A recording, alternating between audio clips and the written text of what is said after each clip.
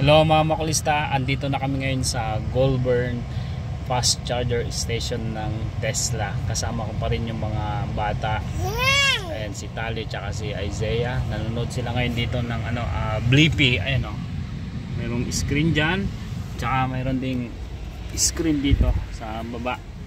So kanina ang battery na lang namin ay 16%. So magcha-charge kami ngayon ng 100%.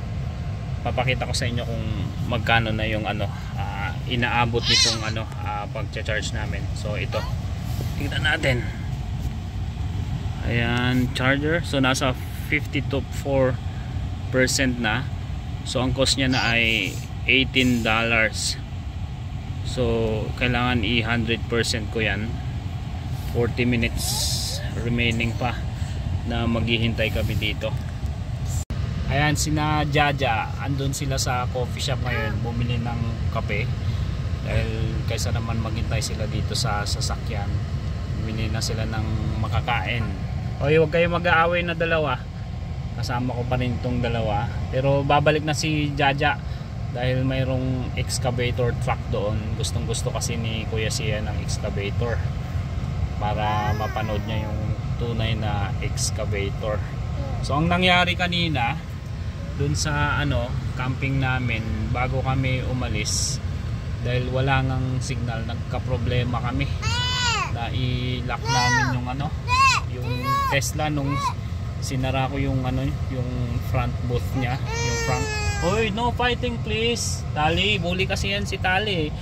Hoy, no fighting. Hug lang and kiss. Hug, kiss. Hug, kiss. Wag kiss. Kiss. So no fighting. I'm gonna play the Blippi na. So yun, buti na lang si Jaja, yung cellphone niya na hawak-hawak niya, yung cellphone ko na iwan ko din sa sasakyan. Tapos itong keycard ng Tesla na iwan ko din dito sa wallet ko sa sasakyan. So there's no way na makakapagbukas talaga kami.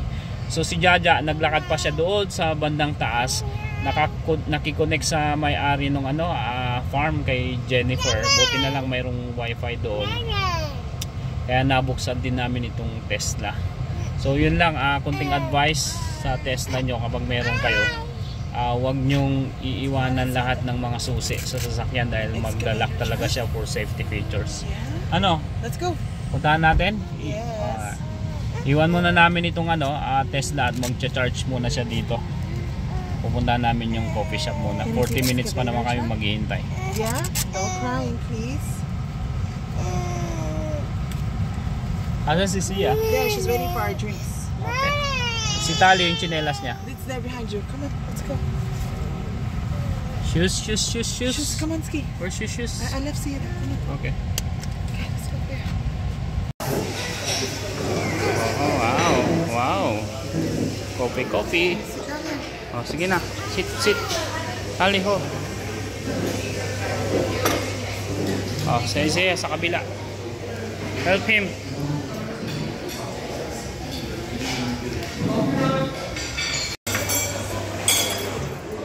Oh, smile. Sia. Ski, come on. Smile, Tali.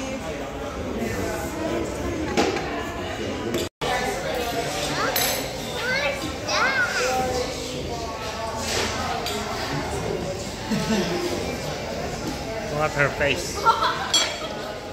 One more.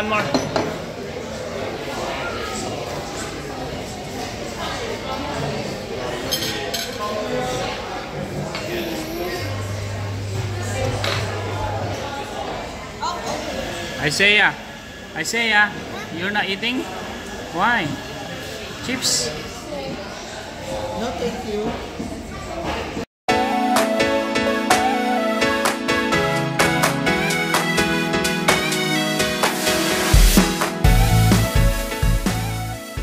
Pabalik na ako sa Tesla dahil 93% na at mag full charge na siya. Hindi ko kasi pwedeng iwanan doon ng naka 100% kasi i-charge pa rin nila ako. May bayad. ibig kong sabihin, kahit na full charge na tapos iniwan mo yung sasakyan na naka-plug in, kasi nga maraming naghihintay din na mga electric car. Ayan o, nakapila silang dami. Ito yung ano, ibig kong sabihin na maraming nakapila na ano, Tesla. Ayan o, sobrang dami talaga na nag-aantay. Ayan na, andito na ulit ako sa sasakyan. Bali sabi niya battery almost full, so 432 kilometers na ang range. So ang bayad ko ay 70 cents per kilowatt, so nasa $38.80 na. Kunin ko na itong Tesla dito sa charging station kasi nga may extra charge kapag nag-stay ka ng matagal dito tapos full charge na yung sasakyan mo, para maiwasan yung ano, pagdami ng mga Tesla dito na sasakyan. Syempre unfair naman sa mga naghihintay para mag-charge. Ayun o, hanggang doon may mga nag-charge pa rin na ano, mga Tesla, mga makulista. So susunduin ko na si Jaja at saka yung tatlong bata at kumakain sila ngayon doon sa Cafe 5911, yung famous na coffee shop dito sa Goulburn. At dahil nga rough road ang mga dinaanan namin sa Redlands farmland, ay nadumihan masyado ang Tesla. Punong-puno talaga ng alikabok. Kaya naman pagdating namin sa Sydney ay kinarwash ko kaagad ang aming sasakyan.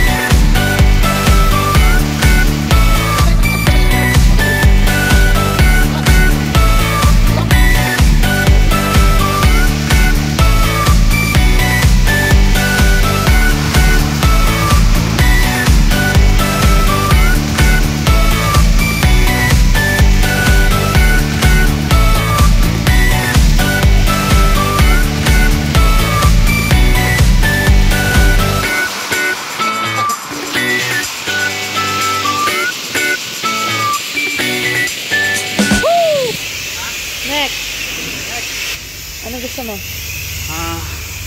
Splatter wax? High pressure wax or splatter wax? Grabe, ano kasi?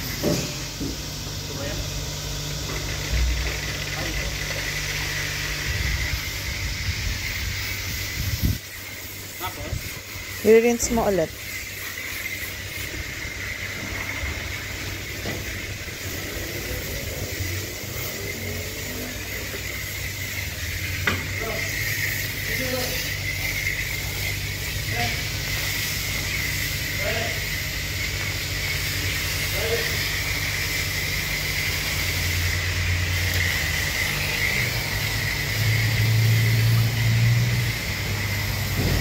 Let me know when you want high pressure na.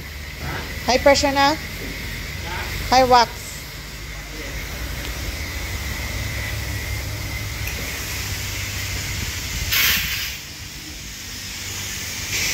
Hanggang dyan na lang mga makulista, and thank you for watching. Please don't forget to subscribe.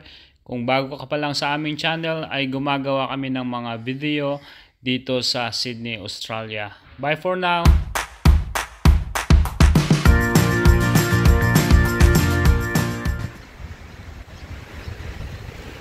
Pakita mo to. Ito yung blue cable na binili ko sa sa Tesla mismo. Habang nagcha-charge kami sa Tesla, free naman yung yung charging station. Kumain na muna kami para mamaya pag-uwi matutulog na lang kami.